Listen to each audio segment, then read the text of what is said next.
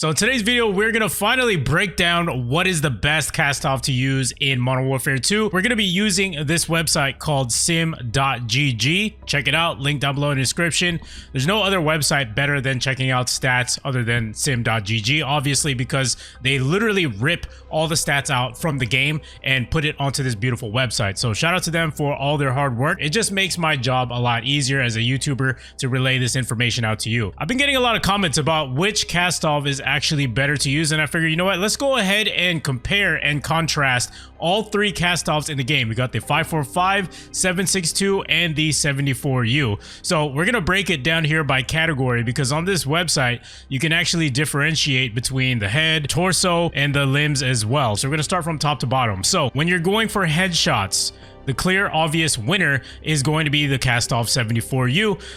Now, we're just speaking statistically, okay? So statistically, the Kastov 74U is going to give you a TTK of about 92 milliseconds versus the 762 at 100. So one can easily say, you know what, this is barely that much of a difference. 8 milliseconds isn't really that much of a difference, but if you're a stat nerd and you really like to get down to the nitty gritty, then the Kastov 74U on paper is going to be the fastest killing when you're shooting to the head. Now this fits well because the 74U is best used up close and personal regardless, which is also why the TTK only goes up to 21 meters for the 74U. So that's another thing too about this website that you can learn from, is that when you take a look at these stats, if you're a visual learner, you kind of get an idea of why certain guns perform the way that they do. 545 is definitely the weakest link. You know, it has a 184 millisecond time to kill, and it actually does carry this consistently out to this 55 meter range, which is very, very unrealistic when you think about it, to get a headshot up at that range. So, you know, if I'm gonna go for headshots, I might as well use the Kastov 74U or go with the 762, which actually would be my choice. You know, if I'm strictly looking at these stats, I would like, okay, there's only an 8 millisecond discrepancy here between the 74U versus the 762, and with the 762 we get to keep that consistent out to 45 meters regardless if it's realistic or not. You know, let's say I wanted to shoot somebody and I get a headshot up to this 30 meter range, I'm still gonna get a faster TTK versus the 74U, which drops off after this 22 meter range. So I would definitely give the edge to the 762, but you know, for the sake of number crunching here, the winner is the 74U up to this 21 meters. Now moving along here to the neck, it paints a little bit of a different story here when you're talking about the neck, and I do want to add that even when you click on the upper torso, it actually still has the same exact stats when you click on the neck as well as the upper torso. So I just want to clarify that. So the probability of you hitting an opponent in this general area is actually going to be fairly high compared to the rest of the body. Why? Because it is simply a larger surface area. You know, it's just, we're just basing it on probabilities here. Now with that said, the fastest time to kill in this torso area is going to be the 545 and once again the 74U. So let's take a look at the TTKs here. So the 74U's got 184 milliseconds, and then the Kastov 545 has 184 as well, except that the 545 has a bit of a very small advantage over the 74U up to that 24 meter range. One can really say this is barely that much of a difference in meters. I mean, 21 to 24, that's only a 3 meter difference between the two. And if we're talking purely of convenience with what we've seen thus far, the Kastov 74U has a faster time to kill than the 545, and even when you go to the torso, you know, you're looking at this range right here that you have a high probability of hitting, right? So, I mean, at this point, I would still favor the 74U because the probability just favors the 74U versus the 545 in that situation. But if you think otherwise, please feel free to let me know down below in the comments why you think the 545 is still good up close. Now, one thing I do want to say here, the 762 statistically on paper has the slowest time to kill out of the three weapons here at 200 milliseconds.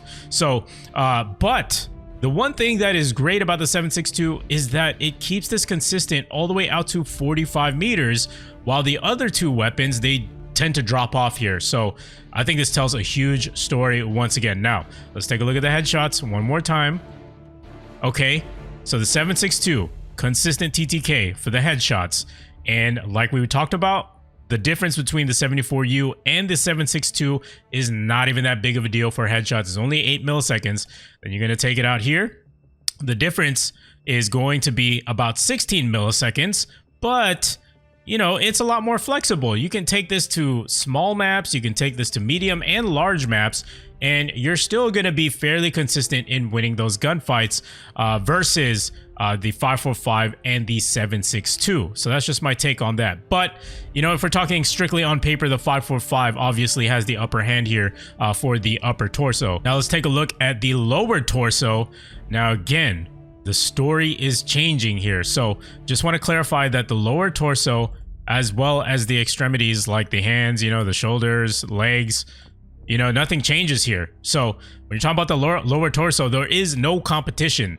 The 762 at 200 milliseconds, once again, is going to be the winner for the fastest killing assault rifle out of the Kastov family. The only time that the Kastov 762 does lose for this lower torso area is going to be up to this 40-meter range versus the 545. The discrepancy between the time to kills is really not that much. All right, so let's do a little recap from top to bottom. So for the head, I had the edge going to the 762, mainly because of this range, man. This range is huge. This is absolutely ridiculous how clear the 762 has the most consistent time to kill out of these three weapons. Then we're gonna move down to the upper torso. The 762 once again holds that TTK consistently throughout all these ranges right here, while the other two tend to drop off. And then lower torso, again, the 762 is the winner. So there is no biases here. This is literally what the charts are telling us here and what we should be looking for in how to use this gun and how reliable these guns are. And on the logical side of things, the torso, the upper torso, and the head area. This is the largest part of the body that we will probably hit when we're in regular gunfights. It's all about probabilities here. We're not talking about opinions. This is just probabilities.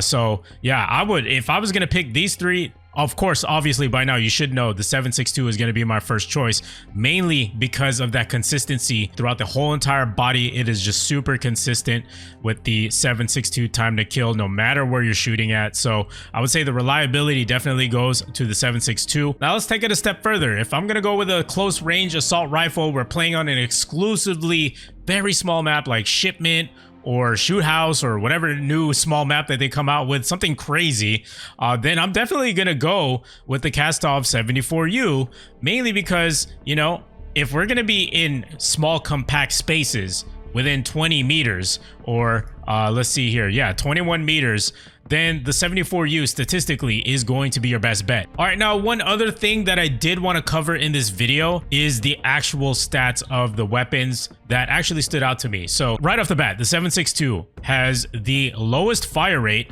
out of the 545 and the 74U. This probably shouldn't really mean much because we've already seen the time to kill, but that's just something right there that I noticed that the 762 was lacking in versus the 545. I mean, if the 762 had a faster fire rate, then 100% the time to kill would be a lot faster up in the charts over there. Now, as far as bullet velocity goes, it is slower compared to the 545, but you know what? This doesn't really mean much if the Kastov 545's TTK is slow from range, because bullet velocity is all about how fast your bullet hits your targets, especially at range. Now, as you saw in the charts, as time goes on, the 545 still has a lower time to kill versus the 762.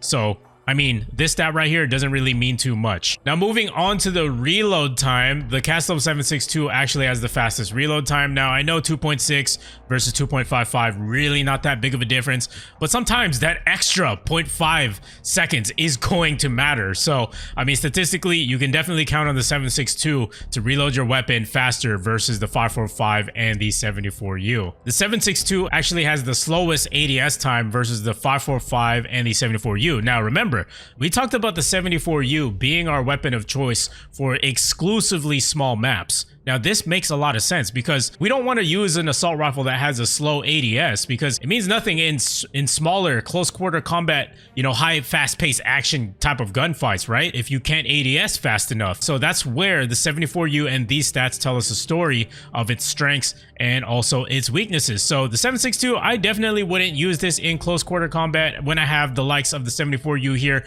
And also on paper, statistically, the 74U does have the faster time to kill, if that makes makes sense. And then the 545 is just kind of in the middle there, kind of chilling in the middle. That's why I don't really favor the 545 that much versus the 74U if I were to go in a close quarter combat situation. Now this is pretty interesting right here, this raise time. So this is basically how fast you raise your gun, right?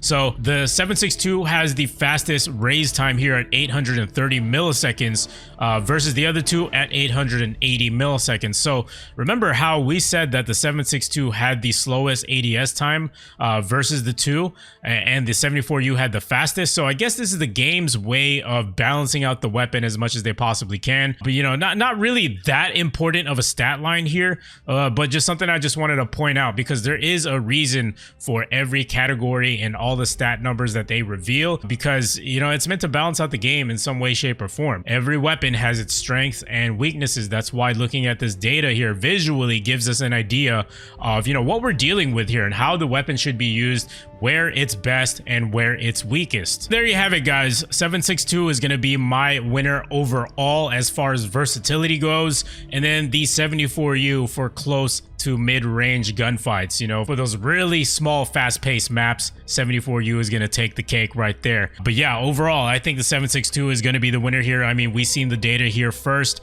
So yeah, feel free to go to this website, 𝗧𝗘𝗥𝗕𝗖𝗪, link down below in the description. By the way, I am not sponsored whatsoever. They didn't pay me to say this. I just genuinely think this website is awesome. It really just settles the score between, what gun is actually worth using in what kind of situations, and which gun is not worth using and not worth your time. Unfortunately, that is the case sometimes. So this definitely will save you a lot of time. So yeah, leave a comment down below. Let me know if your prediction was correct of, which gun would actually be the most practical to use in all situations, which gun had the fastest time to kill. And even if you're disappointed by these results and a little surprised, let me know down below in the comments. And also, finally, let me know what guns you would like me to compare next. I'd be happy to do so. I really love doing these stat comparison type of videos, so let me know down below in the comments. Leave a like if you did learn something out of this video, and subscribe to make your way back to the channel, and I'll see you guys in the next one.